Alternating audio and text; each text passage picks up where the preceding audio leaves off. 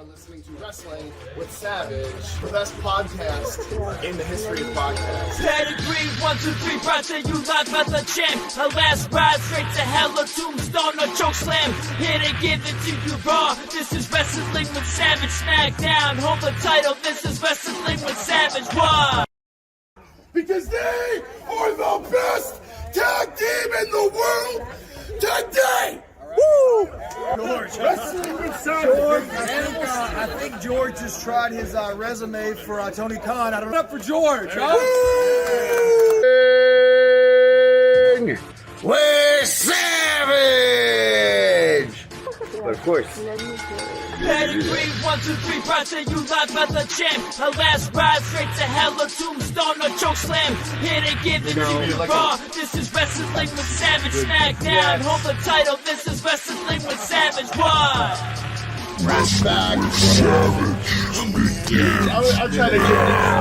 I'm trying to give these two W's.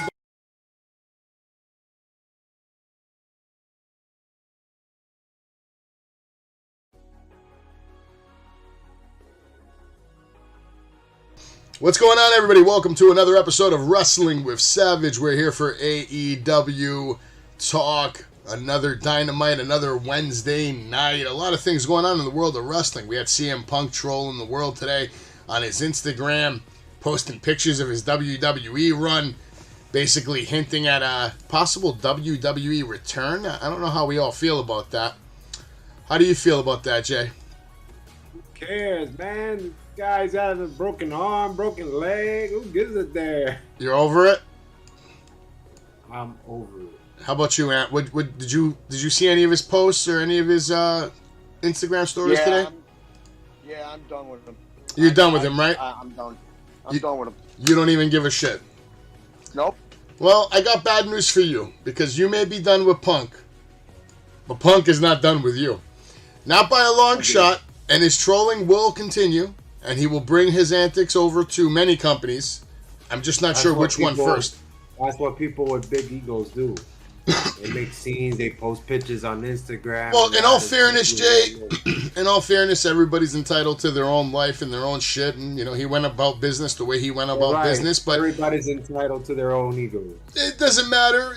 At the end of the day, he's a personality. He's a draw, like you said. I mean, I heard you argue on his behalf on this show for weeks at a time that, you know, he's a draw. Yeah, but here's the difference. He was never a beggar. It seems like he's begging and teasing. You don't need all this. I don't think he's begging. I think he's just straight up telling everybody, you know, I think that's what's going to happen. He's trying to show that I'm worth money and you should pay me whatever. You should take me in WWE. You should take. Oh, technically he's still on the AEW roster. He's still on their website. They're still selling his merch. From what I heard, I never counted him out. From what I heard earlier today, everybody's been counting him out. he's still even in the video game. They didn't take him out of the video game. He's just not on the cover, but he's in the game. Yeah, no, he's definitely money. What do you think, Ant? Well, I mean, honestly, if let's just say it is happening, here's the thing. His problem, I think, was with Vince, not Triple H. Oh, trust me, he had plenty of trouble with Triple H as well. But Triple H is a smart enough guy to just do business. So at the end of the day, that's what's going to happen. Yeah. They're going to do business. Whether we like it, don't like it, we're fans of it, it doesn't matter. Punk's going to do what he's going to do, and WWE is going to do what they're going to do. But we're not here to talk about WWE too much tonight. We're here to talk about AEW Dynamite. Opening up live from Austin, Texas, we get a video package of William Regal, who we are told is still recovering with Bryan Danielson by his side. We find out a lot about William Regal later tonight, which we're going to save that for later tonight. There's a little surprise coming for William Regal that I didn't see coming. But Dynamite's going to kick off with the Dynamite Diamond Ring Battle Royale. I had a lot of mixed feelings about this. I mean, the match starts off, you have Ricky Starks, you have Jungle Boy, you have Dustin Rhodes, all getting entrances coming to the ring. Everybody else is already in the ring. Ethan Page is in there, Matt Hardy, Lee Moriarty, Nick Comoroto, Orange Cassidy, Dalton Castle with his two little helpers over there, his little elves. He got saved multiple times from elimination, too, Dalton tonight with his little helpers over there. I felt like he had more of a presentation in this Battle Royale than Dustin Rhodes did, who even got an entrance. So it's crazy to me that you give a guy an entrance on TV, he comes out just to get shitted on in a couple of seconds, basically. You had Kip Sabian, you had Captain Sean Dean, Butcher, Blade, Brian Cage. Orange was knocked out by Blade, Dustin with the Destroyer. Then all of a sudden, Dustin and Butcher are going at it, and Butcher just randomly eliminates Dustin Rhodes. Didn't make fucking sense to me. I would have liked to see him be the final four in their final three, something, you know. But no, we didn't do that. It's crazy that we take advantage of the heat coming off his, like, whole, I'm going to retire next year, and, you know, we try to get a pop from the crowd, but then we don't actually give them what they want. People were actually booing when he got eliminated. Jungle Boy then goes on to eliminate Brian Cage with a double knees to the chest off the top rope. Starks eliminates the Butcher. Jack Perry eliminates Lee Moriarty. And then Morrissey with the big boot eliminates him. He hits a nasty choke slam on Jungle Boy off the ring apron, which looked nasty. A nasty bump. But Jungle Boy took it. Looked like he took it as well as you can possibly take that bump, so I don't think it was that bad, but he made it look bad. Ethan Page demands, Matt Hardy raises his hand. Now we have Starks, Captain Sean Dean on the floor. Sean Dean was showing out tonight, but Matt Hardy shut that down with the twist of fate. Ethan eliminates Sean Dean. Ethan and Rocky go at it. Ricky with a nice DDT. Ethan with a nice spot to take Ricky over the top rope, but Ricky Starks holds on tight and gets the win. So real quick, I'll go to you, Jay, first, but before I do, Anthony, do me a favor. When I'm breaking up the wrestling for all the fans out there, and you have to cough multiple times, mute your goddamn fucking mic, man. Jay! It's all good. Yeah, you mute your mic. I apologize. You mute your mic. Jay. I was going to say Gilch. I was going to say Gilch because Gilch is usually here on Wednesday nights. Shout out to Gilch. If you're watching right now, we're trying to bring you some good coverage of Dynamite. And Thomas Bobyak, yeah, you got a lot of homework to do tonight, so don't fuck around. Do your work. We'll see you next week right here on Dynamite. Another shout out to Lewis, who was on our show on Monday night, made his debut. He's feeling under the weather as well. A lot of people getting sick. How about you guys? How's everybody doing? You got your families, anybody that you know, friends, sick? They're getting sick right now during the holiday season? No, right? All right, so we're all lucky.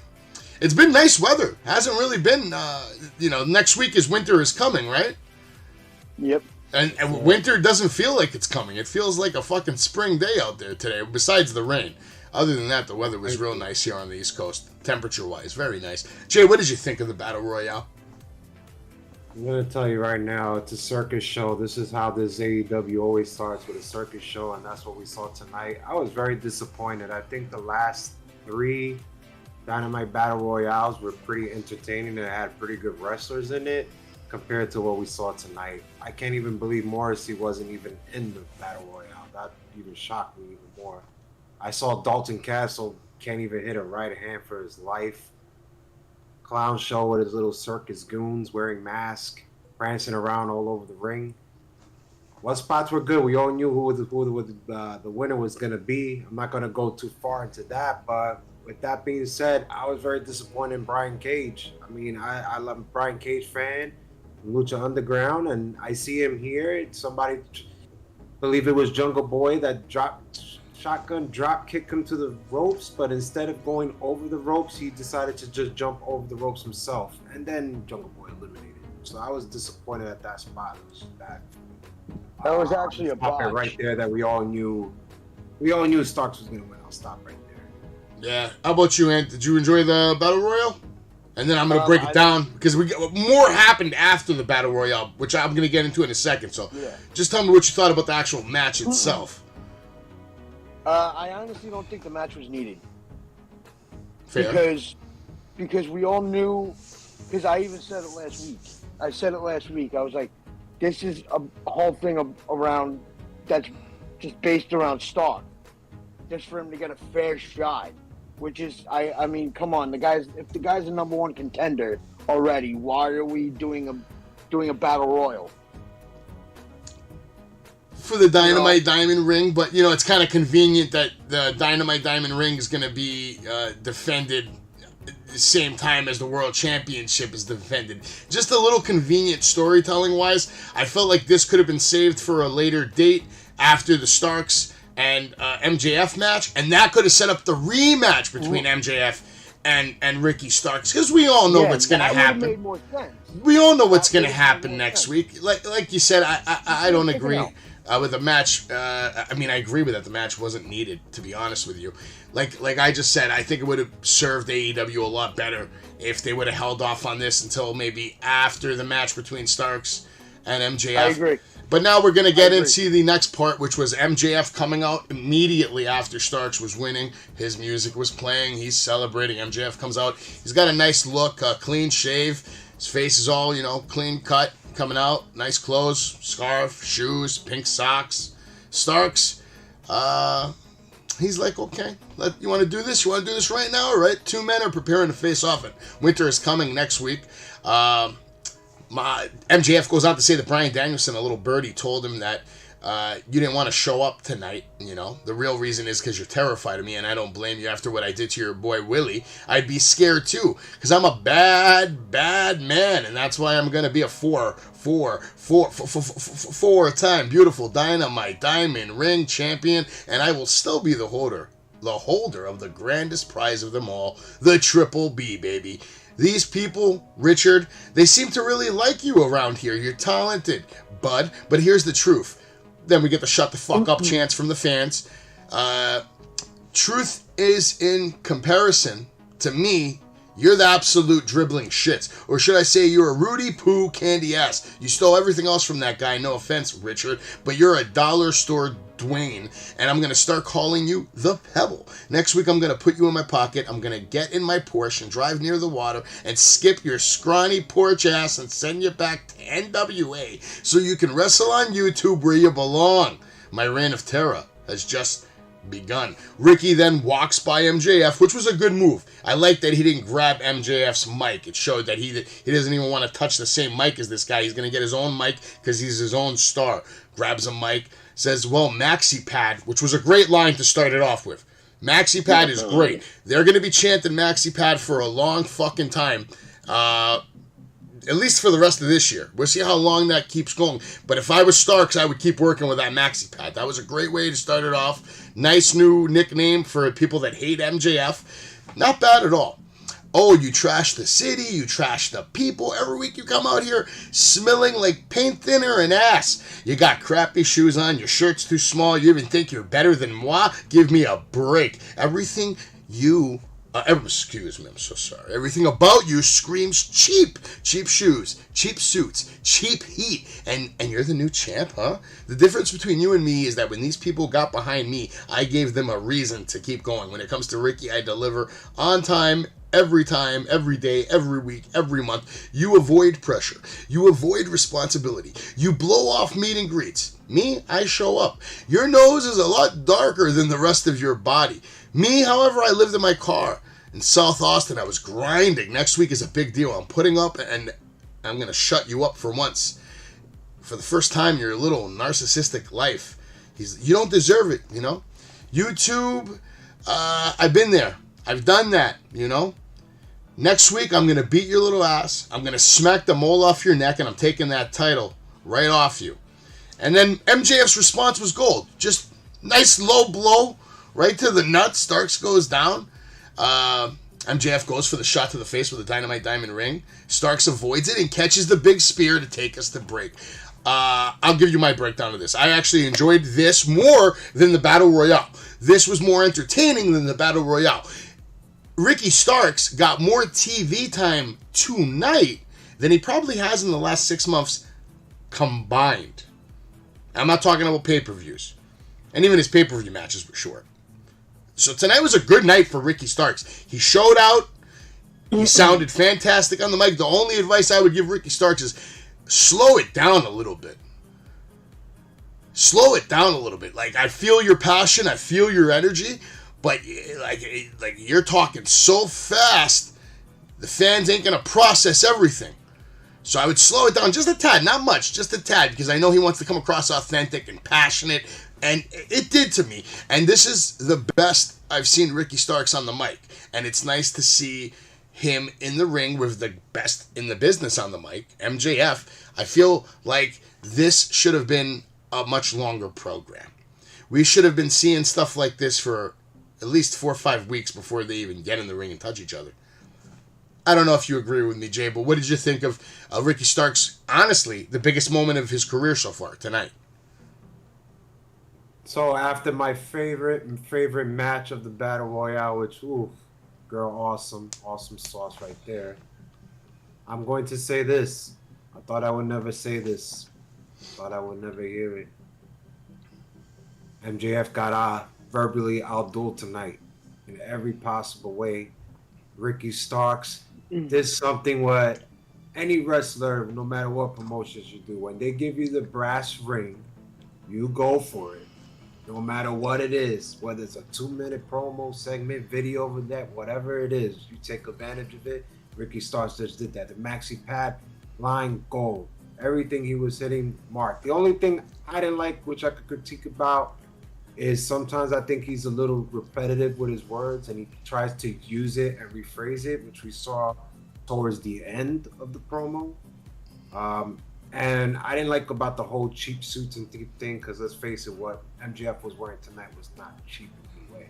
So with that being said, it was great. This is the best promo he ever did. It definitely tops when Hobbs turned on him on Dynamite. Who could forget that? Which was all the awesome promo. But this was it. This was it, man. Ricky Stark gold. How about you, Ann? What'd you think of the whole segment with MJF and Ricky Starks? Well, I'm going to agree with you, Savage, on the fact that, yeah, he was talking too fast, but at the same time, he was just in a match, and his adrenaline was going. So, yeah, he was talking fast, but he was, it was his adrenaline. 1. 2, this is the best I've ever heard Ricky Starks. 3, I really wish that there was a longer build to this match. And it wasn't. I would rather see this. I'm not gonna lie. I would rather see this as a revolution. But I mean, give Ricky more time in the ring. These two guys could really give you a show. Well, I think we're going to get more than one match out of this. I don't think it's going to be just one match. But I agree. I even said it.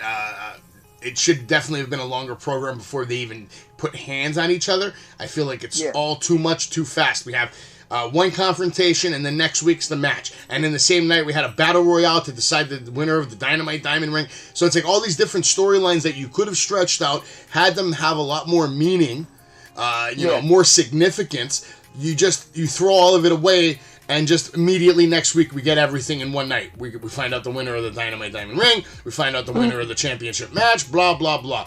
But at the end of the day, Ricky Starks tonight was the best night of his career as far as like presentation, presence, making a statement, leaving a mark. And I agree with you, Jay. He did get out-dueled. I don't think MJF was expecting that. I knew he expected something. But they gave them a lot of time tonight. I counted it. It was about 10 minutes and 13 seconds from the moment MJF came out to the moment MJF left. So we had 10 minutes of just, Ricky Starks, MJF, verbal, and MJF was only talking for maybe 2 minutes. So like I said, this was the most we've seen from a Ricky Starks. Yeah. But it was good. It was still good nonetheless. So because it was good, I'm not going to complain. I give it a thumbs up. I loved it. It could have been done a little better. But at the end of the day, I loved it. I didn't love the match, though. I thought the match was lackluster, lacking star power, and then the stars that you did have in there weren't utilized properly. Usually Battle Royales, they're famous for having like that last 4 people in there. Tonight, did you really care about the last 4 people in there? I can't say I did. No, I cared about the last 2, which was Ethan, and I knew, and I even said it last week, it was going to come down to Ethan and... It should have been Ethan, Ricky Starks, Orange Cassidy, and Jungle Boy. That should have been your last 4. Because they could have put on a little program for 2-3 minutes in the ring. Make it look good at least. Honestly, to me, Orange Cassidy doesn't need that match. Because I'm not saying he needs it, but he's one of your champions. You can't just shit on one of your champions. He should be in that final opportunity, man. But see, here's the thing. If he's your champion, if he's a champion of yours, why is he in that match? I don't know. But that to me is a legit point and a legit question. Well, no, it's not, because MJF is defending the fucking Dynamite Diamond Ring, and he's the world champion. So what's the point of even doing it in general? If you're going to say that, they're still going to do it. We all know what's going to happen here. MJF's going to win the match next week. He's still your champ, and 4-time Dynamite Diamond Ring, which doesn't even fucking mean anything, the Dynamite Diamond Ring. They do it once a year, and then we never hear about it again. It's used in maybe one match a year. I don't even think it was used in a match this year, because instead of that, he used the brass knuckles. So I don't know. I think he used it in the match with Punk. He did, huh? Yeah, in the dog collar match. Yeah, you might be right about that, but that was so long ago, that feels like it was 5 years ago. I don't even, remember that well anymore, man. Fucking crazy. Well, let's keep it moving now. We got a video package from Darby Allin. Says he's going to wake everyone up. He's going to win that TNT Championship tonight. You're going to have to bury me, Joe. I'm not leaving Texas without it. Joe goes on to say, Darby, curiosity has a price, and tonight it's going to be real expensive. And goddamn, Samoa Joe wasn't fucking lying. And we're going to get into that in a little bit when we talk about that match. But real quick, we hear from Moxley. He's talking about Hangman. You want another piece of me? You know where to find me this Saturday at Final Battle. I guess they're having a match at Final Battle. There's also going to be Claudio versus Jericho. We'll get more into Final Battle at the end of the night when we talk about the full card and all the matches real quick before we end the show. But now let's move on to the match between Darby Allin versus Samoa Joe. Joe was killing Darby early on, dodging his missile attack, tossing him like a rag doll across the ringside apron and the barricade, a crazy power slam to an exposed concrete to take us to break. Darby tried his best to compete with Joe, even dazing him at one point with a hard slap. But Joe, honestly, just too much for Darby, making him tap out. And then he continues his reign as the king of television, self-proclaimed king of television. Darby Allin ended up getting back up, and he wanted more. He shoved Joe. Joe ends up knocking him down with a headbutt between the eyes, and then hits the muscle buster on the skateboard, wheels up. Damn, that looked nasty. That looked like it hurt. Joe puts Darby back to sleep. Officials come out, and now here comes Wardlow to make the save. And Samoa Joe just hightails it out of the ring. Jay, I'll go to you first. What did you think of this setup for a future feud between Wardlow and Samoa Joe? And what did you think of the match? What the fuck is the point of this? Now, no, there's not nobody that answered this. Come on. What the fuck is this? It was thrown together pretty randomly. A star right here. A star you can make. And you're underutilizing him to use him as a stepping stone for Wardlow. And then unfortunately we get this match, and then this, oh man, this idiot wants to risk his life, his body, no matter what possible way, because he thinks it's awesome. You can even hear the announcer saying his left shoulder is all red up after that tope suicide he did to the barricade. What kind of moron or in the right person say, you know what, this is a great spot. I should do this. I don't get it. I mean, we all seen how Matt Hardy was earlier tonight. He was the slowest I've ever seen him in his entire career. That's exactly what's going to happen if this guy just keeps doing this stupid risk that he shouldn't be doing. He's a star that you can make, and you use him as a stepping stone for Wardlow. I hate it. I didn't appreciate Matt Hardy taking orders from Ethan Page as well. I mean, you got Ethan Page who's a young stud, and instead of him taking the bumps, he's got Matt Hardy doing twist of fate after twist of fate after twist of fate, where any one of these could literally probably paralyze him at this point. But did anybody see how slow he came up after that side effect? Yeah. I actually did enjoy this match, though, Jay. This is a classic big man, little man match. I listen. I didn't love it. It wasn't a banger. It wasn't the match of the night. But I appreciate the effort from Darby Allin to do his best to really make Joe look like a complete fucking monster. I absolutely. I mean, I don't know why Darby takes these risks he does. He doesn't need to. We already know he's that guy. And to just do these kind of things on a regular Dynamite doesn't make sense. These should be those were pay-per-view bumps that we saw tonight from Darby Allin. And what did you think about the match? I'm gonna say it right now, I'm sick of seeing these spots with Darby Allin where he gets like paralyzed and he looks like he can't continue, and then you have the medics come out. It's so overdone. It's like, come on, Tony, can you do something with this guy? I agree with him. I agree with you. I'm not gonna like. First of all, second of all, I'm gonna agree with Jay on this. I'm gonna agree with Jay, and I'm gonna agree with you. I'm gonna be a middleman. I enjoyed the match, but why are we using Darby Allin, who you could have actually put in the Battle Royal? That's a fair point. Yeah. Why are we putting? I mean, yeah, okay, he gets thrown off over the top rope, and still Stark could have won the match. Yeah, but you know what? You're putting this guy in a big spot, being the last 4 guys in that Battle Royal, and you're putting him in a match to be a stepping stone for Samoa Joe, and then you're having Wardlow come out. Come on, Tony, book this shit better. I don't disagree with you, man, but you know what I'm sick of seeing? I'm sick of seeing more of the ceiling than you. Tilt your phone a little more down so we can get more of Anthony and less of the ceiling. Yes. There we go. There he is. Got his Dynamite shirt on. There it is. Perfect. Oh, wait. You almost got it. That's perfect. There we go. Look at that. Now we're looking good. Fantastic, man.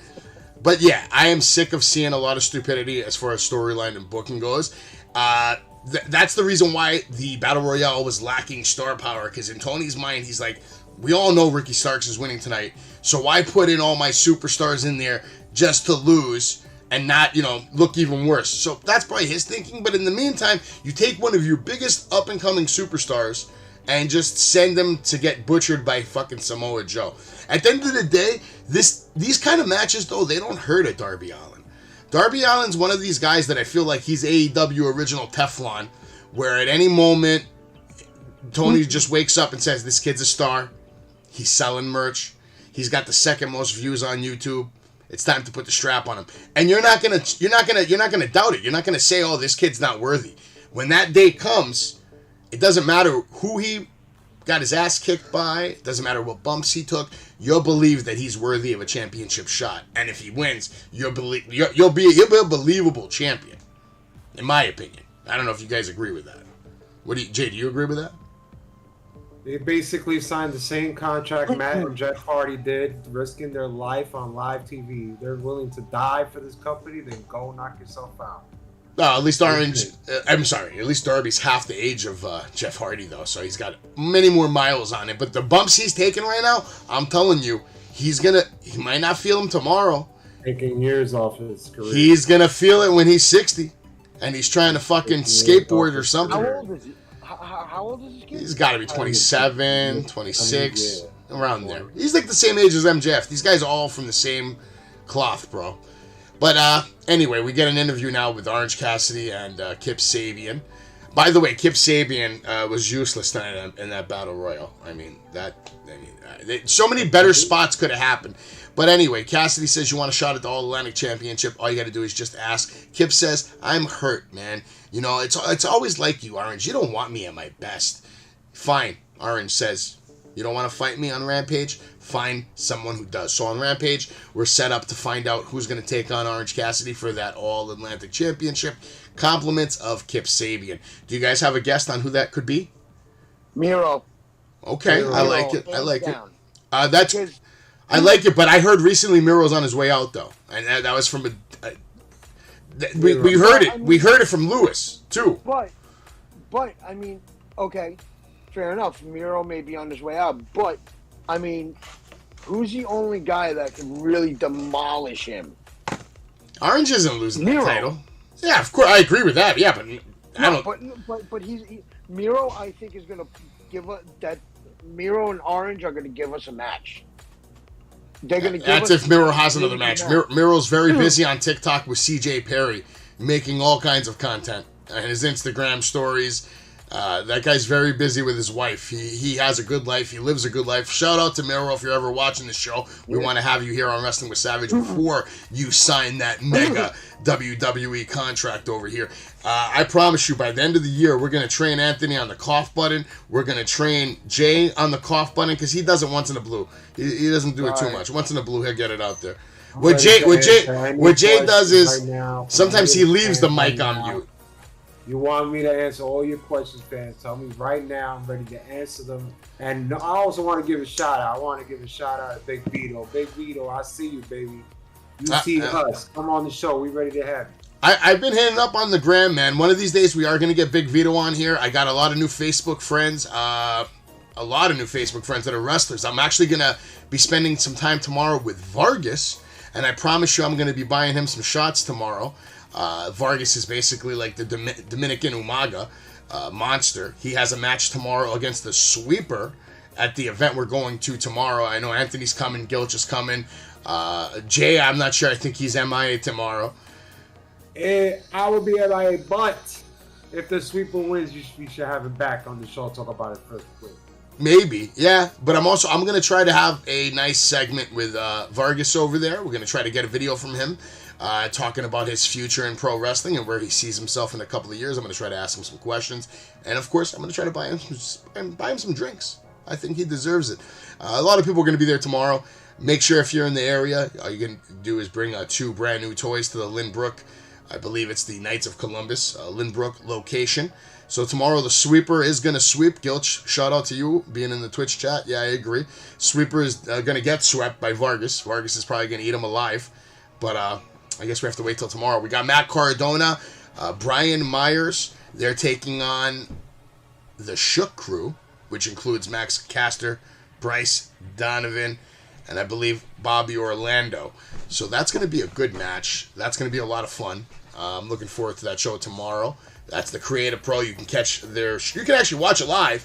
If you go to their website, you go to their Twitch, the Creative Pro, they have a Twitch. They will be streaming it live tomorrow night. So you can tune in and watch it. It's going to be a lot of fun. That means Max Caster is flying from Texas for sure to make it back to New York tomorrow night. It makes sense too.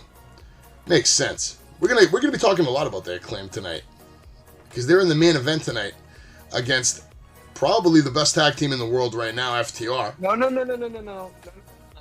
According to PW Insider, it's the Usos. I don't know. No, Jay's not coming, Gilch. Jay's not coming. Why would Jay come tomorrow? Jay's not coming. He's MIA, baby. MIA? I can't believe it's not on a Saturday. It's on a Thursday. I know. Just get your son to watch your other son and call it a day. You should literally go MIA tomorrow, but not from the Creative Pro. MIA from your household. Gotta be on a Saturday, man. Well, it's all right. It's all right. Eventually, Creative Pro is going to have a show on a Saturday, and eventually we will get the whole cast out there. But let's get into this video package that was hyping up Jericho versus Claudio. Basically, if Claudio loses this match, he's going to have to join the Jericho Appreciation Society, which means we're probably going to see a new tag team between Claudio and Hager, possibly. Anybody excited about that potential? Purple hat team? No, I already know what's going to happen. Well, I already know what's going to happen. You think you know? What do you think's going to happen? Claudio is going to win the title. There's no shot in hell. Oh, you're so wrong. You want to put money on that? The Ocho. How dare you disrespect the Ocho on this show live here on a Wednesday night? Let me tell you something. All honor the Ocho. Chris Jericho's not losing that title. He's the best thing that's ever happened to Ring of Honor. You think some loser who comes from the WWE... Hold on. You think some loser who couldn't hack it in the WWE solo, that's why they put him in multiple tag teams. They put him with Hager. They put him with Sheamus. They put him with this guy. They put him with that guy. The League of Nations, blah, blah, blah. Because he couldn't hack it solo. He still can't hack it solo. Claudio is nothing but an uppercut machine, swing. We're going to get into it because we're going to see this match right now. It's unbelievable. Jake Hager, Daniel Garcia versus Claudio and Wheeler Yuta. And I got a lot to say about this. And then we're going to go to you first, Ant. So you better be ready. And I want you to bring everything you got about this. Okay? Jake Hager, Daniel Garcia versus Claudio and Wheeler Yuta in the ring. You have Moxley ringside. You have Sammy ringside. To me, this match is completely useless. I have no idea why this match is even a thing. You have talent like Sammy Guevara standing ringside, and instead of showcasing his abilities on a Wednesday night, Sammy G should be like RVD. He is the reason why people should be tuning in Wednesday night to watch the youngest talent they have, who shines the most in the big moments. Sammy not wrestling on a Wednesday night is a fucking travesty. For what? So we could watch Claudio swing Hager around? So we can watch Wheeler Yuta give away spots? You remember that Hager splash that he did off the top rope, and then Wheeler Yuta puts his hands up to catch him as he's coming down, just giving away the spot? Wheeler Yuta is not ready yet. He's great in the ring, but there's the little things that he's just not. He's not with it yet. He's just not. I'm sorry. And tonight he got exposed. Claudio got exposed for like the same 4 fucking moves that we've seen for the last fucking 10 years. If anything, Hager looked more impressive than anybody in that ring tonight. That's sad. What'd you think, Ant, of the match? I'm going to agree. It was a useless match.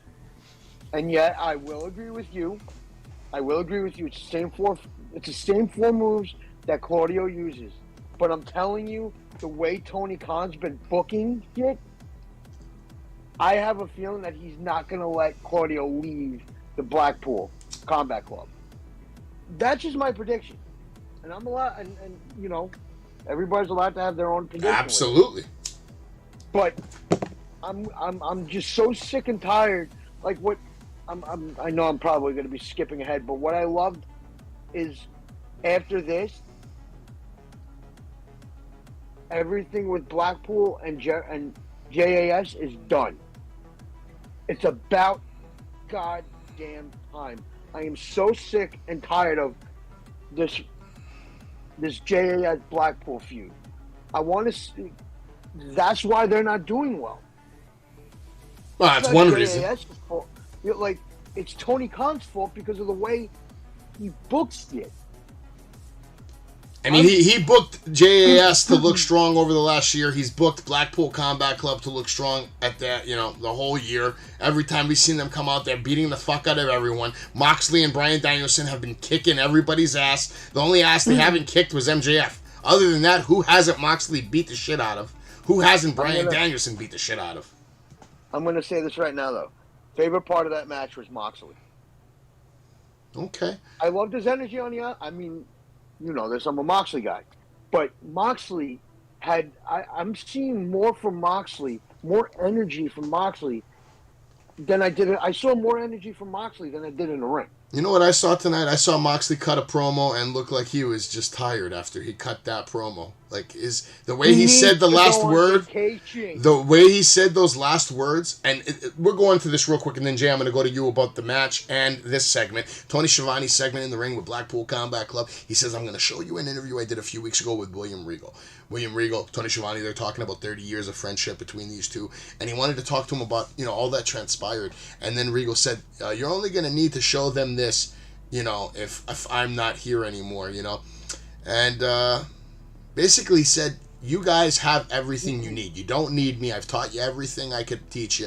You guys now have to turn around. And I didn't like this. I thought this was a hell of a statement to make because I don't believe it's possible. But he said, you guys have the ability to turn Yuta Wheeler into the best wrestler in the world. The reason I did what I did was to teach you the final thing that I can teach. Always keep one step ahead and keep eyes in the back of your head. I'm Blackpool Combat Club for life until the day I die. Mox says, all I know for one thing for sure is the 3 men in this ring live and breathe for the sport of professional wrestling. Call us whatever you want. But this war with the JAS, it's over.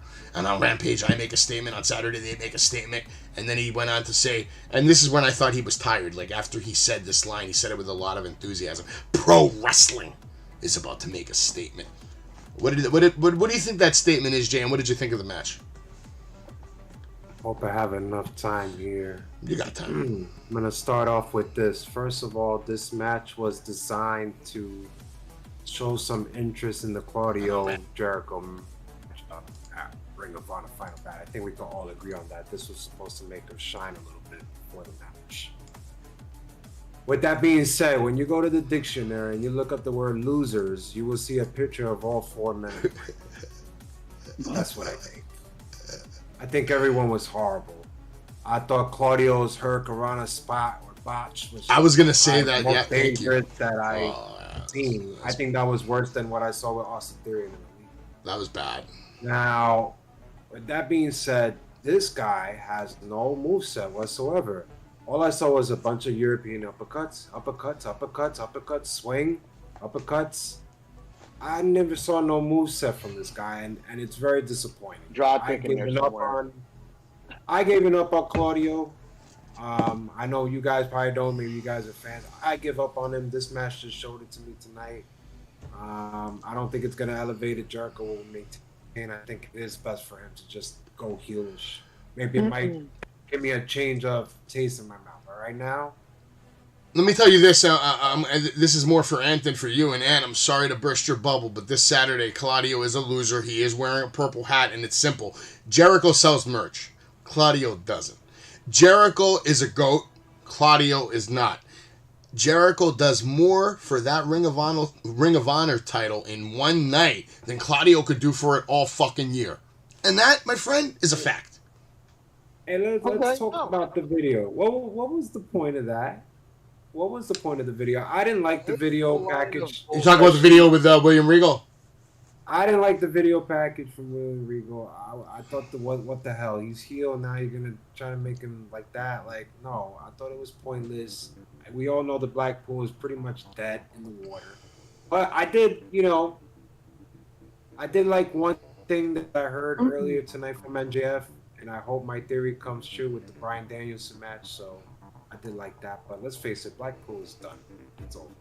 Oh, yeah, I agree with that. But the William Regal promo tonight, the William Regal promo was kind of weak, and it was underwhelming, especially Tony Schiavone hyping it up like it was some kind of a big fucking deal. To me, this is just Tony Khan trying to get a little more juice out of his orange that now has left the company due to his contract clause, which Tony Khan shared, actually. He said he had a 2-year contract where... what he could do is, after 1 year, he could go back to WWE as a trainer, but he couldn't go back as a on-screen talent. So it's official. Tony Khan has said it. William Regal is back in WWE already, but he can't go on screen for 1 year. So William Regal, we're not going to see him on a WWE television screen for minimum 365 days. We're going to have to wait for that moment. Let's keep it moving. House of Black. This company has allowed itself to be corrupted while still holding the shovels in their hands to dig their own graves. AEW is sick and it's dying, and it's time for me to fix this. He goes on to say the crime is treason, the sentence is extermination, and by he, I mean Malachi Black. Who else was in this? Brody King, and then Buddy Murphy, right? Buddy Murphy was still there? And Julia Hart. And Julia Hart. Anyone who has an issue with what we have done over the past 2 weeks, next Wednesday, come one, come all. They had like Jaws-like music. I don't know, man. I mean, the fact that we've seen you beating up best friends, how excited can I be to see you next week? Like, who are you going after now? And you're not even going after anyone. You're inviting people to go after you. So, Jay, who do you think is going to go after the House of Black? Who's the only possible scenario I think they're in limbo. I think they're talented people, but they're stuck in a limbo and they don't know what to do with them. So they just put them with randoms. How about you? How about you, Ant? Do you have any excitement at all to see House of Black? I'm going to just say, I'm sick of seeing vignettes from these guys. Tony Khan needs to put them in the ring. These guys need to be in a ring with Kenny Omega and the Young Bucks, not those other shit. No, that's coming. I think that's where it's actually headed, but they have to get through this whole best of 7 shit show, which we're going to have to see at least probably 4 more fucking matches, right? And the next one is next week. What is it now, 2-1? What a way to end the year. It's 2-1 right now, right? Death Triangle's up 2-1? I could care about so. Oh, not only does this end the year, but it continues into the fucking new year, probably. My God. Watch them. Listen, what if they did some shit where it's tied 3-3 and then the last match is a draw and they have to do the whole thing over again? And they tell you 7 more weeks of Young Bucks. No, I mean, I have to stop watching first AEW. of all, that's the worst thing you could do. Yeah. But the second, honestly, you should just have done just a best of 3 or best of 4, and then had the last one at Revolution. Well, we're going to have to wait and see how this is. Yeah, No, I wouldn't do it at a pay-per-view because we're already getting it so much on fucking regular TV. Why would you want to see it at a pay-per-view? Why would you want to pay for something that you're seeing on regular TV 6-7 weeks in a row? But that's a pay-per-view type of a match. Not anymore, it's not. It was. Well, yeah, Tony Khan killed it. It was a pay-per-view match. Now it's just a something you see on any random fucking Wednesday night. They might as well put that shit on Dark Elevation or whatever the fuck they do. I'm so sick of Jay, I'm going straight to you because I didn't give a fuck about this interview. It did nothing for me. If anything, I thought it made Jamie Hayter look kind of stupid. I don't know. Jamie Hayter interview with Tony Schiavone. What were your thoughts? Absolutely nothing. Okay. It looks like Anthony's got nothing on that one either, and I don't even blame you. He's just shaking his head. She's supposed to be your women's champion. And now she's your women's champion. She's not your interim champion. She's your AEW World's Women's Champion. And instead of letting her come to the ring, either defend her title, have a match, cut a promo, no, you just do a stupid little interview in the back that was almost as bad as one of the other interviews we're going to talk about in a little bit, real soon. But now let's get into this trios tag team match. Red Velvet, Jade Cargill, and Layla Gray versus Sky Blue, Kiera Hogan, and Madison Rayne. Red Velvet, Sky Blue starting things off. But honestly, how can anyone learn about these women? How can anyone, unless you're really paying attention to the entrances and you see all of their names, how can anybody in God's green earth find out who the fuck these women are when commentary won't stop talking about other storylines, other wrestlers, other matches, literally during the entire first 4 minutes of this match? Jade Cargill with a jaded on Madison Rayne in the 1-2-3. She's 43-0. Jay, thoughts? Most impressive person in the ring was Red Velvet, without a doubt, 100%. Anybody could say whatever they want to say. Very impressive. Hit everything on the mark. Smooth. Kiera Hogan looked sloppy as shit. I hated the spot. When Sky Blue was trying to do super kicks on Red Velvet, wasn't even hitting. With that being said, Jade Cargill with that freaking one-hand slam. God damn, how powerful is she? That was a nice spot. That was probably the spot of the whole night in the ring, but, overall, typical match, building up Jade. I did see something a little confusing to me.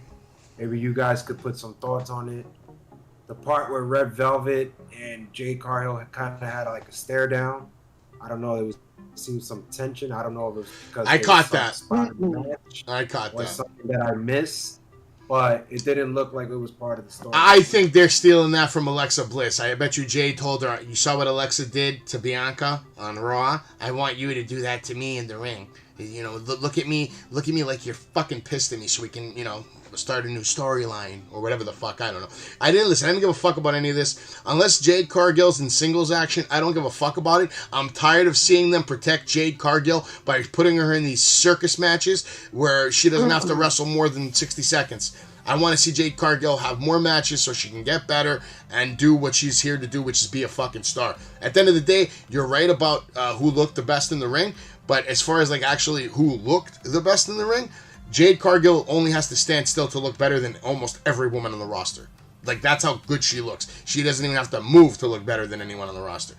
But when she starts wrestling, it's a different story, right? But let's keep moving. Now, this was, to me, the weak point of the show. And I can't believe I'm saying that because I'm a big fan of DMD, Britt Baker. But Tony Schiavone is with Saraya. Here comes Britt Baker, says, congrats on the biggest win of your career, and it won't ever happen again. You came to AEW, and your first match was a pay-per-view against the biggest star on the women's division. Here's tickets to the Kia Forum for AEW Dynamite on January 11th. You can even sit in the front row, or you can step in the ring with Britt. I'll be tagging with Jamie. Saraya, you're going to have to find someone, this was bad. This whole setup, this was the worst thing I've ever seen from Britt Baker in AEW so far. And Saraya, it was bad. The whole thing was terrible. Jay, what did you see? I don't know what you saw. I saw that Britt Baker hit her mark. Thought she was money. I thought she flustered at the end. The only thing which was really, really bad was Saraya. I think this just proves it. She cannot go toe-to-toe with Britt Baker on the mic or second or anything. So, with that being said, I was surprised they didn't do a round 2. Surprised it's a tag match, which I don't get, and I'm not interested. Yeah, I'm definitely not interested in the tag match, and if you're going to promote a tag match, then you should have Jamie Hayter next to you. Like, instead of doing that stupid interview that Jamie Hayter did, do a bigger segment between Jamie Hayter, Britt Baker, and Saraya. Have all your star power on the screen at one time and get all your storylines across at the same time in a meaningful way. This was a short, shitty segment, at least for me. I don't know. How'd you feel about it, Ant? I'm going to agree, because honestly, that Jamie Hayter segment was a bunch of bullshit to me, first of all. Tony Khan has to book his fucking women better because he's not doing shit with them. I mean, come on.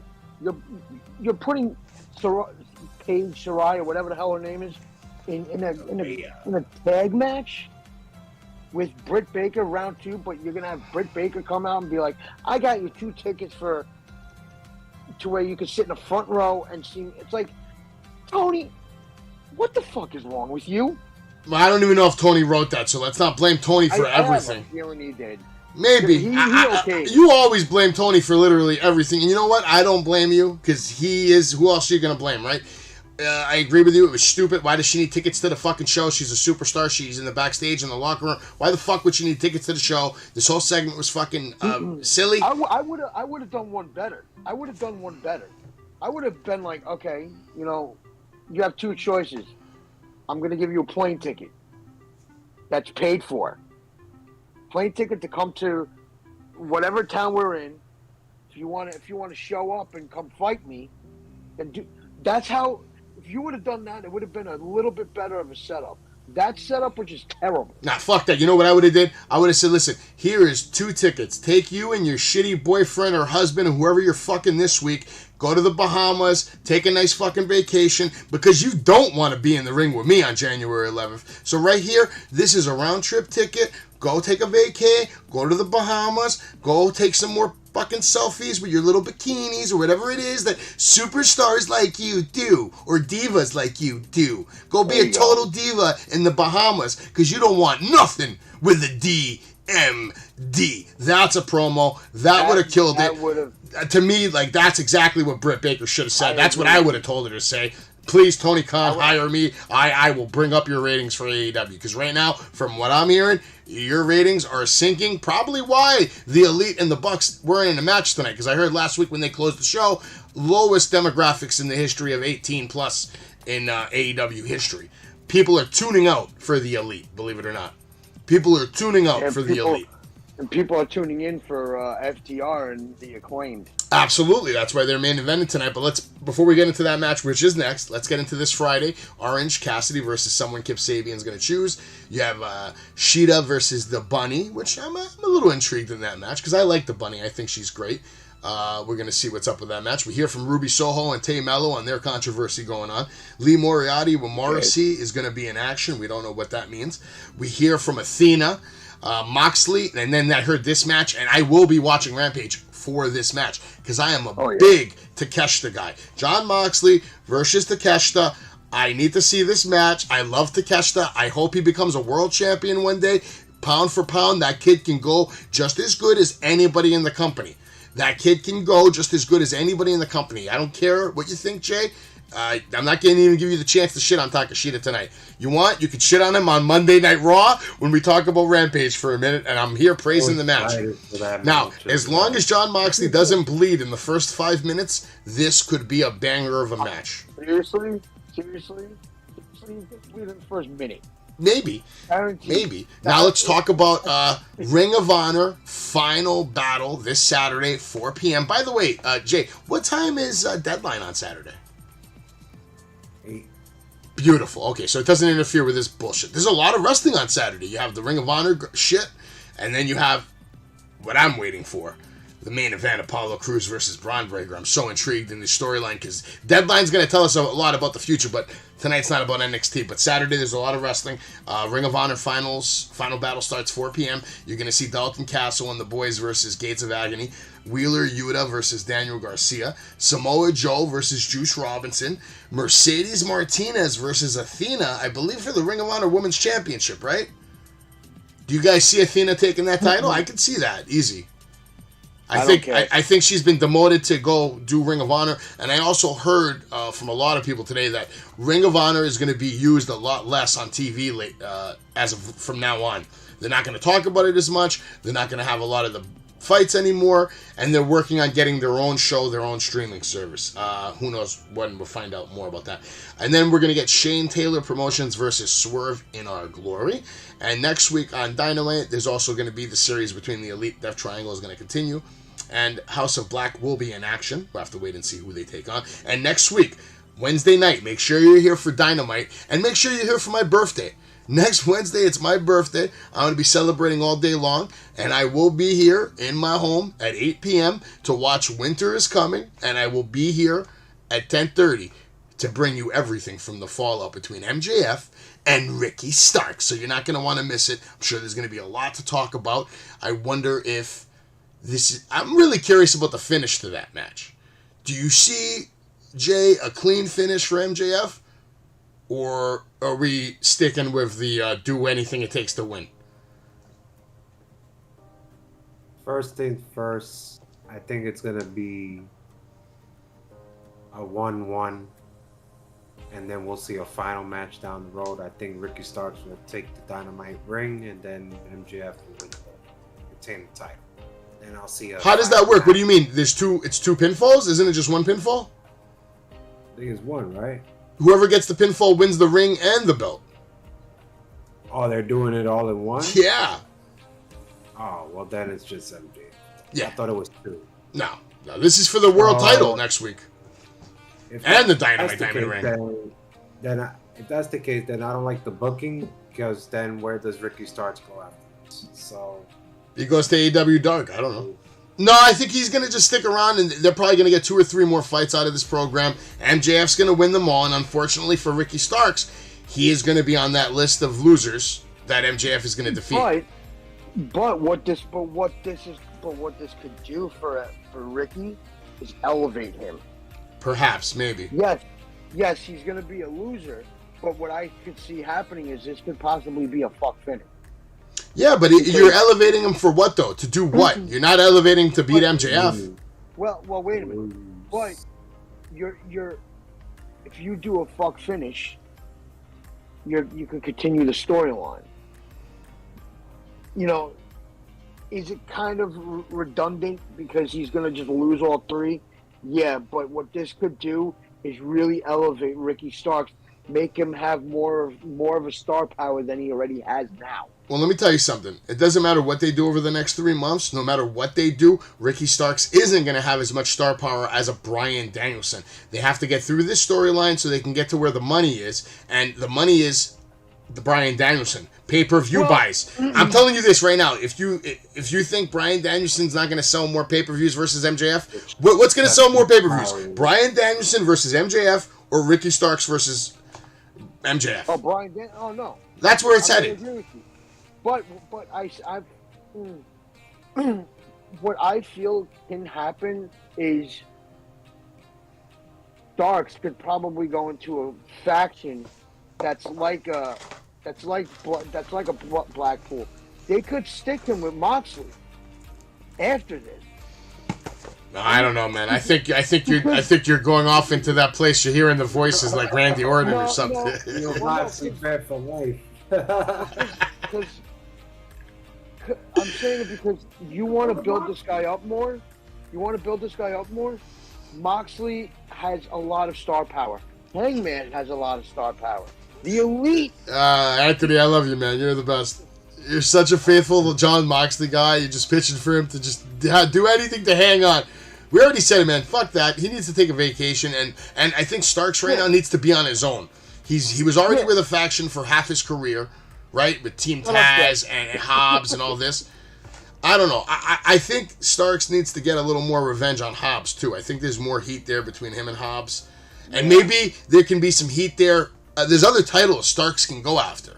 He can go after the All-Atlantic. In my opinion, I think Ricky Starks is the perfect candidate to take that title off Orange Cassidy. That would be my pick.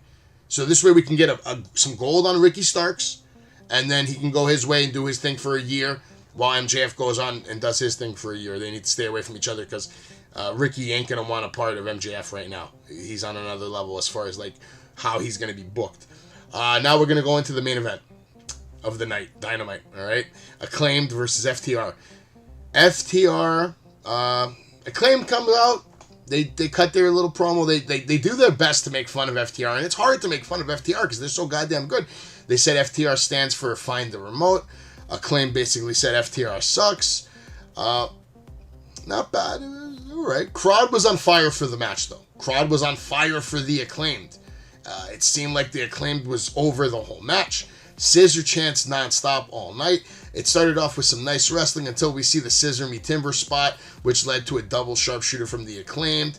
And this whole thing was like an FTR scissor party tonight. Bowens sent into the post. Now FTR shoving Max Caster under the ring. They hit the slingshot into the steel frame of the ring to take us to break. Back from break, we see Cash working over Max with a nice chop. And now he plants him on the top rope. Big right hand. Chop now going for the superplex. Max avoids it, shoves Cash Wheeler off, hits the crossbody. Jeff Jarrett, Singh, and Jay Lethal all watching on backstage. I was praying, oh God, are these guys gonna... I assumed they were gonna come on and interfere in the match. We never saw that. Tag to Dax, then a tag to Bowens. Now Bowens comes in like a house of fire, big shots, battering Dax and Cash. Bowens still kicking ass combos, super kick to Dax, knee to the face, cover and a kick out from Dax. Dax with a roll up. Bowens collides heads with Cash. Bowens now with a big time neck breaker to Dax. We got to cover another kick out. Bowens now is hit with a spiked pile driver from FTR. FTR did a fantastic job to protect Bowens. It looked good, and I know he was safe from the way they landed. FTR with a double suplex attempt. Caster with a spear on Cash. I thought the spear looked like shit to break that whole thing up. Acclaimed with a cutter combo, cover and a kick out. Weak cover by Caster his way. Nice sequence that led to a big rig. And then a big save by Anthony Bowens. The match should have been over right there. Anthony Bowens makes the save. Wheeler takes out Bowens. Now they have Max Caster on the top rope. Dax going for the superplex. Bowens back in. Cash Wheeler off the top rope. Hit with the arrival from Bowens. And now Caster with the mic drop. But nobody's home. Misses it. Caster comes in. Hits the worst chop that I've ever seen in a main event on Dynamite. Cash makes up for it with 3 crazy stiff clotheslines that rock Caster. Now a power bomb. Caster somehow rolls through and picks up the fucking 1-2-3 on FTR. And still your AEW World Tag Team Champions, the Acclaimed. And by the way, I gotta say this. I love Max Caster. I do. I love him. But, again, I'm gonna have to rip on him a little bit tonight. Bowens is out there looking better than you. He's looking faster than you. He's looking stronger than you. Every one of his shots connects. It looks like it has meaning. Caster is out there looking like he's just hanging out. Caster is out there looking like he's having too much of a good time. And I'm not talking about his mic drop. The mic drop looks beautiful. But look at his drop kick. And really go back and look at that chop. And I know Jay knows what chop I'm talking about. Jay, what did you see in this match?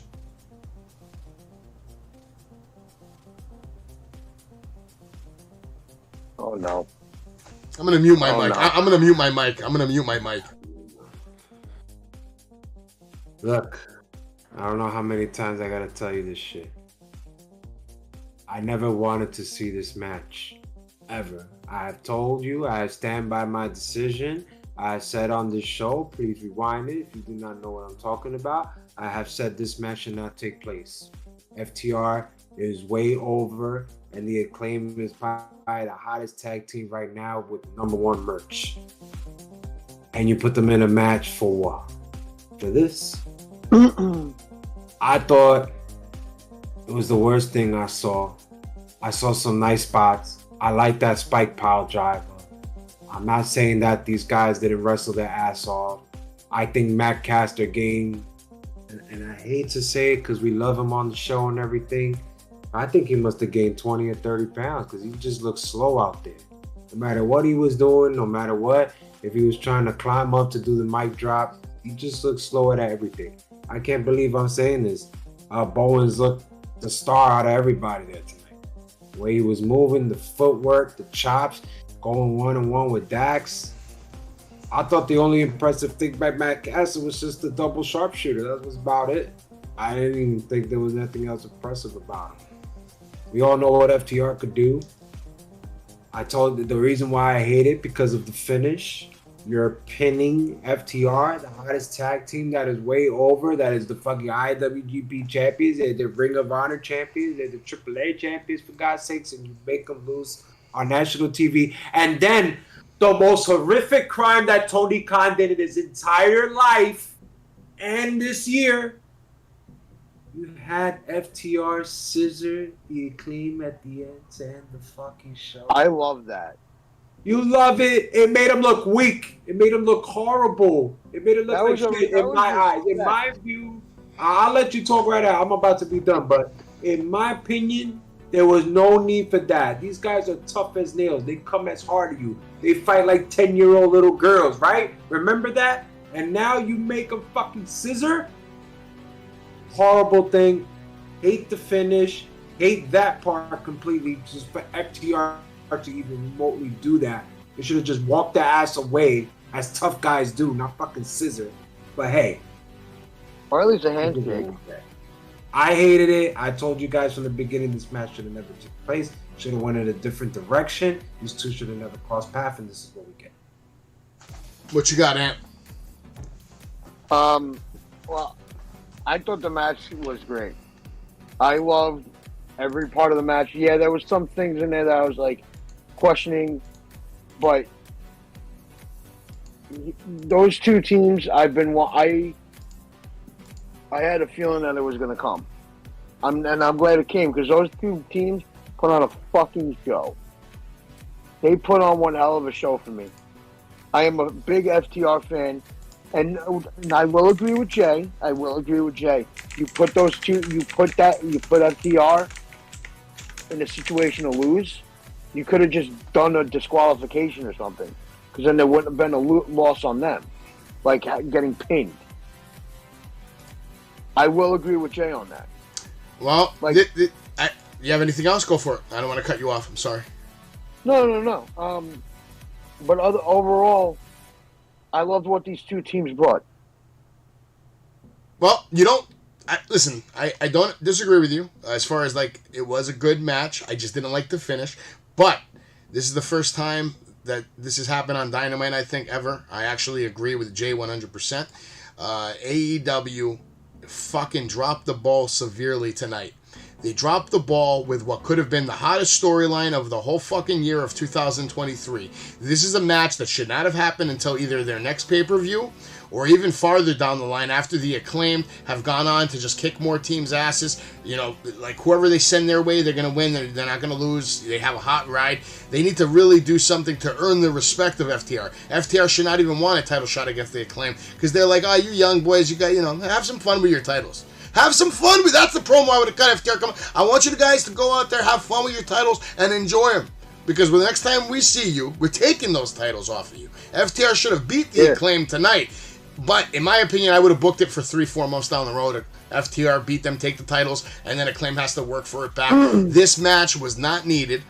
The finish was shit because it doesn't go anywhere. You just took away the one thing the Acclaimed could have did next year. Because now, who is there for them to beat that's more impressive than FTR? FTR is the most impressive tag team win you can get right now as far as AEW is concerned. You made him look weak going into final battle. Listen, Tony Khan blew his load before Christmas. There was no reason for FTR to lose clean to the Acclaim. And on top of it, Jay's 100% right. Max Caster, I'm not going to sit here and say he gained weight, but he was sluggish. He was slow. He was missing spots. He wasn't landing on his feet correctly on certain things. When he did the leapfrog, he almost fell down. When he did another kind of roll through, he almost lost balance. When he pushed Cash Wheeler, he almost lost balance.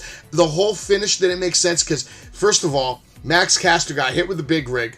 Then he got hit with 3 crazy clotheslines. He got hit with the powerbomb, and he's able to just roll through and just get a regular basic pin on Cash Wheeler, who's a member of the greatest tag team in the world today. It didn't make fucking sense. There's nothing you're going to tell me that's going to change my mind otherwise. No, I'm not. No, but I mean, I want both of your opinions on this.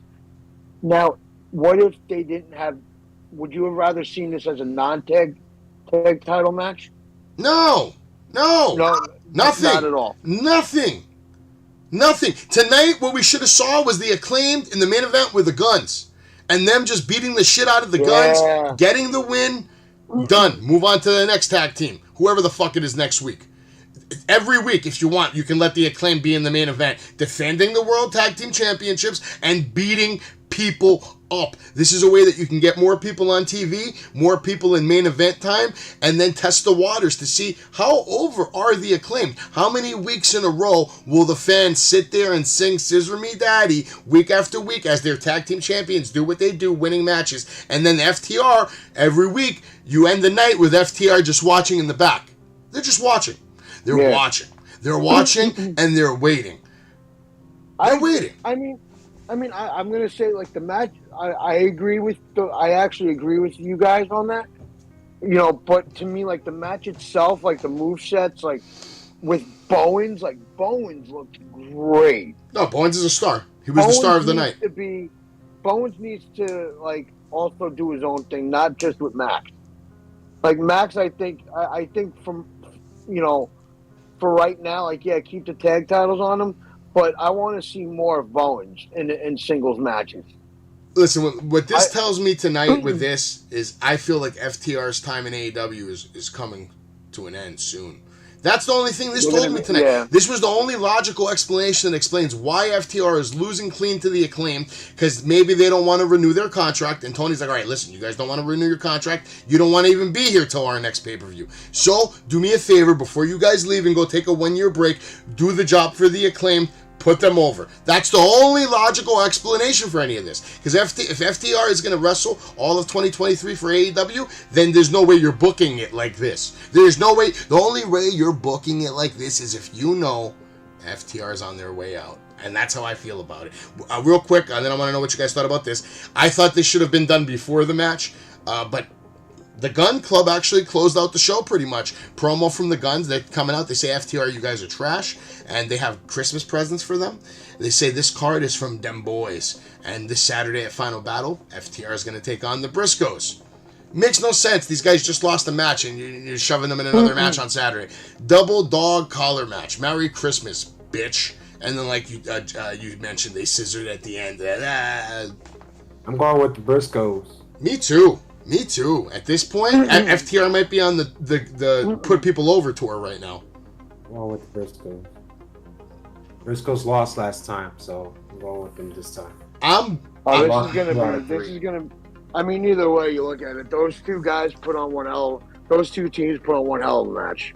They lost the last 2 matches, so they lost the first match, then the 2 out of 3. Jay, I'm going to ask you a question, and I want your honest opinion. Tomorrow, when I am one-on-one with Max Caster, do I tell him how I really feel and what I really think? Or should I be cordial, be nice, Merry Christmas? I'm going to be honest. I mean, I like to keep it real, but I'm not going to just bring it up to him. I think if it was brought up... But if somebody doesn't bring it up to him, Jay, maybe he doesn't even realize what he's doing, man. Maybe he doesn't realize that he isn't taking advantage of the opportunity he has right now. He's out there hanging out on national television. It's not something I would just come up and be like, hey, I didn't like your performance. Like, I don't want to come off as, you know... If it was brought up in some sort of conversation, I would give my take. I'd be like, hey, look, man, you know... Everything is cool, la la la, but you know, I saw your performance. You know what I'm gonna ask him tomorrow? I'm gonna ask him, Max, do you watch your matches when you get home? That's what I want to know. That's the fucking answer I want tomorrow. I want to know if Max Caster, when he goes home, or maybe on the way home in the airplane, whatever he's done, is he watching his matches at home or on the road when he's done? For me personally, cause I'm just throwing this is hypothesis. So for me personally, I just think when you make a certain amount of money that you never made in your entire life and you're in your mid-20s, you get sort of, let's say, comfortable. Complacent, yeah. So once you get comfortable, you start to tend to do less of what you normally do on your normal day. But why aren't we seeing that from Bowens then? They're the same age. And then with that being said, another thing you guys got to look at that Bowens doesn't really do that Max Caster does is what you guys going to do tomorrow night. he travels and he goes to places and he does these little promotions and then he thinks. So maybe that takes a toll of him too. We don't know what else he does. There's a big difference between Max Caster and Anthony Bowens, between the fact that one's on the West Coast and one's in the East Coast. So when they're done, for example, tonight, let's say they're Dynamite, right? They're done. Anthony Bowens probably on a plane on his way back home to California, right? Or maybe if he has another something to do. But typically, he's on his way home back to Cali. And then Max Caster's on his way home to New York. So what's happening here?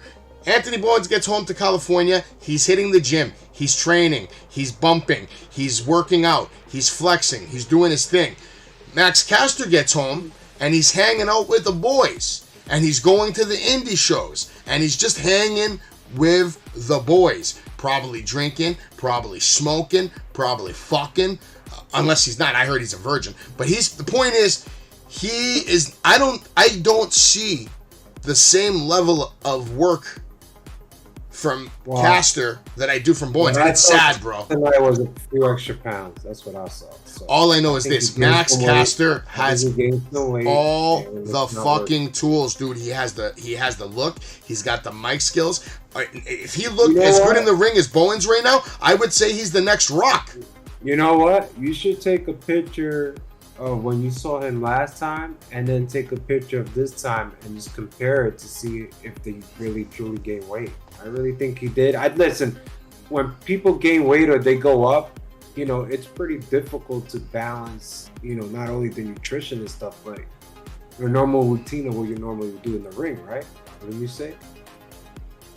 I don't know. If you gain an extra 30 pounds, Savage, wouldn't you have to change your wrestling techniques and moveset? Okay, I have to move differently now because now I was a middleweight. It's not easy, man, because if you're used to wrestling a certain... It's not... If you're used to wrestling a certain style... Maybe the weight is not with him. Maybe he should have been maybe how he was when you saw him last time. Maybe he was less slimmer. I'm not sure. Maybe. I don't know. Either way, I listen, I'm a Max Caster fan. I love all his work. I love his personality. I love his charisma, his mic skills. I just want to see him do the same. I feel like that level of effort he gives on the mic, I want to see that same level of effort in the ring. I want to talk about that because, I'm like I said, you guys know how I feel about this whole thing. But, you know what? I saw less effort in the rap. And this is not tonight what I seen. I seen it the last couple of weeks, right? I'm not seeing as much effort or enthusiasm that I usually saw when they were up and coming before they were champions. I may have a theory about that. I don't think this match was built up the way it should have been. There should have been more of a build to it, because then if you added more of a build... hold on. Wait a second. If you would have added more of a build, Max Caster, I feel, would have had more to say. There really wasn't much of a build. There was a week or two of a build. That's not going to give Max Caster enough things to say. I disagree with that because I've seen Max Caster rip promos on a random Rampage that they announced the match on Wednesday. Listen to this. Hear me out. They announced the match on Rampage. They record it later in the night. They announced the match on Dynamite, and then they record it later in the night for Rampage. So you're telling me Max Caster can come up with a killer fucking segment in 2 hours, but he couldn't do it in 7 days? Well, I have to agree with Jay. I think that level of effort is not there. And shout out to Gilch. He's still watching. Real quick, I'm going to go back to you in a second. Gilch is watching. He says that we're all forgetting that he's a baby. He's young. What do you think, Ant? Of course, someone that's on the bandwagon of the Acclaim is always going to back him up because for him, it's Acclaim. It's a scissor party. Scissor me, daddy. But then when you know the truth has been spoken by Savage, the truth has been spoken by Anthony, the truth has been spoken by me. The man has put on some weight, showed in the ring, and he's not putting as much effort as Bowens is. Let's face it. Bowens is showing the effort, showing the ring work. And if you don't take this seriously or you get comfortable because you're making $750,000 compared to $250,000, you're going to get comfortable. Let me say one thing, Ant, and then I'll go to you and we'll close out the show. Maybe it's possible that this whole championship run for the Acclaimed kind of exposed Caster in a way, and I mean this by, remember when they did the whole Scissor Me Daddy celebration, and then we got to see the Acclaimed have actual mic time, right, on that podium? It was clear that day that Anthony Bowens is a better talker as far as, like, ring promos, right? And we saw Caster kind of be flustered that day, and not really... He wasn't as good as Bowens on the mic. He rapped great coming down, had a couple of lines, but him talking for 5-10 minutes, you could see that he's not there yet. So I agree with Gilch. He is a little young, but maybe that fucked with his mind a little bit, where it kind of threw off his rap game a little bit. Maybe he's hearing negative things sometimes now, and this has maybe affected his confidence a little bit. Maybe, I don't know. It's just they're just rookies, you know. They're just like, you could say they're young, but they're just rookies still. But it was the perfect decision to pull the trigger for them to be champions. Let's face it, the former champions had no personality, and the holy thing is that I personally hated this booking of the match. I personally hated it. It was a sour taste in my mouth when it was announced last week. It was a sour taste when I saw it. I think Mac Caster, you know, as much as we love him here, and we're going to see him tomorrow night, and I'm sure Gilch is going to be there as well. You know, let's face it, there has been some weight gain. I'm seeing it. Yo, Jay's gone on about this weight gain for like half an hour now. Hold on. And to be honest, he looked very slow at certain spots. And you even said it as you was doing your take. That was the worst mic drop you have ever seen. So, I mean, if the facts is not there right in front of your eyes. No, I didn't say it was the worst mic drop I've ever seen. It's the worst I've seen from him. For me personally, look, if you're the number one merchant, making all this money that you never made in your entire life, you can get comfortable, and you take other bookings from other things. It takes a hold. You talk about going from West to East Coast by tomorrow. Look at that. That's a lot of time. Oh, mid coast. He's going mid coast. You're shy. You gotta get in the hotel. You gotta pack, and then get on the plane. I agree with Gilch. Gilch said that they haven't been as edgy lately. So, Ant, what do you think about that? You think they haven't been as edgy lately? Yeah, because you want to know why? Because they're baby faces. So Max Caster can't do the raps that he did as a heel. If he was to do, he could rip FTR a new asshole like that if he was a heel. But you can't do that when you're a babyface. But I think they're in the middle. I don't like they're baby faces by booking. I still think they have a little. They should at least still have a heelish side to them when it comes to talking shit. But at the same time, you had two big baby face teams in the ring tonight. You know, so Max Caster can't really say heel. They need to go back. They need to turn back to being a heel. They need to turn on Billy Gunn, become heels. And I want to hear more fire promos from Max, because Max could do it. And I was just thinking about that in my head. I was like, wait a minute. Max and the Acclaimed used to be heels. They were heels. They won the tag titles. They won the tag titles against another team that became heels against the Acclaimed, which was Swerve in Our Glory. So now they became baby faces. Now they're going into a match with two guys that are still babyfaces, which is FTR. I have to disagree with you about the promos, though. Max Caster coming down rapping, that's not a promo. That's an act. That's a performance. An act.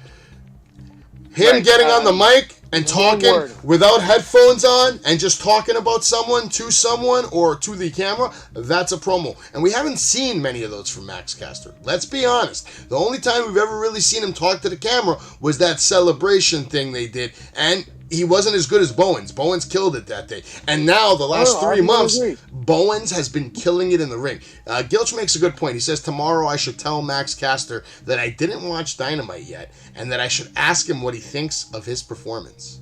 Not bad. Maybe, Gilchy. Maybe. All right. If I was there, I would have been like Eddie Murphy Raw. I would have just came up and be like, what the hell are you doing there? Stop eating those donuts, all right? It's showing. Oh, you heard it here from Jay. Jay thinks he gained weight. We talk about like the Acclaim is one of the greatest tag team champions we ever seen in our entire life. They're one of the great tag teams we ever seen. Let's face it, the Acclaim only had one great match, and that was against Swerve in Our Glory. Mishap that Tony Khan should have just pulled the trigger and made him champs at that moment. And that's pretty much it. They're young, they're green still. I'm just seeing more effort in one than the other, and I see a weight gain. I think Gilch needs to start off with that before he gets into it. Excuse me, Max. What's up, man? You eating too many chocolate bars? I'm gonna agree with that. If you're Tony Khan, you should be questioning. Doesn't he look a little heavy? I'm not saying it's bad. I'm not saying it's bad, but he does look a little heavy. Like he could be like a John Cena lifting fucking Keith Lee again. Well, he is supposed to be. He kind of supposed to be that kind of powerhouse. Maybe he's gaining weight so that he can turn it into muscle. So change your fucking moveset. Maybe he's gaining weight. Maybe he's gaining weight to turn it into muscle. I hope that's the case. I don't know. We're gonna find out more on Saturday. Tomorrow, make sure you stick tuned to the YouTube page. I'll be posting videos all day from Creative Pro. You can see all the people that we meet, that we hang out with, catch some clips of the matches. And of course, follow us on YouTube, Instagram, Facebook, Twitch, Discord, Twitter, TikTok, Spotify, anytime. But really join the Discord. I want to encourage everyone in this chat right now, and of course, Jay and all the people that watch the show, join the Discord, join the conversation during the live shows. If you have any questions for us, leave them on there. You can also email me at wrestlingwithsavage@gmail.com. And also check out the website, wrestlingwithsavage.com, where you can check all our latest episodes. Saturday, I might be doing a live play-by-play for NXT Deadline. More than likely, I will. I'm looking forward to that show, and I'm looking forward to tomorrow night, Creative Pro. And, that's pretty much it. You guys have anything you want to add? I'll be watching videos on YouTube, so I'll be looking to your video. All right, well, you heard it here. He'll be looking at the videos. Wait, Anthony was going to say something. Anthony, what you got? Pick up the T-shirts for Christmas on Wrestling with Savage. Absolutely, yeah. I don't have the T-shirt tonight. I'm gonna be doing a little commercial actually this weekend. I got a little special surprise for the Monday Night Raw show. New commercial coming. Wrestling with Savage holiday special commercial. Brought to you by yours truly, Savage. Thank you so much for watching. Jay, Anthony, thank you so much for joining us. And we hope we see you here for Saturday for Deadline, and then, of course, Monday night for Raw Talk, where we'll be back here, right here, on Wrestling with Savage. Everybody, have a good night. I'm listening to Wrestling with Savage, the best podcast in the history of podcasts. Pedigree, 1, 2, 3, proud say you live as the champ. A last ride straight to hell, a tombstone, a choke slam. Here to give it to you raw. This is Wrestling with Savage. Smackdown, hold the title. This is Wrestling with Savage. What? Because they are the best tag team in the world today! Woo! George, Wrestling with Savage. I think George just tried his resume for Tony Khan. I don't know. Up for George, huh? We're Savage! Of course. Pedigree, 1, 2, 3, proud say you live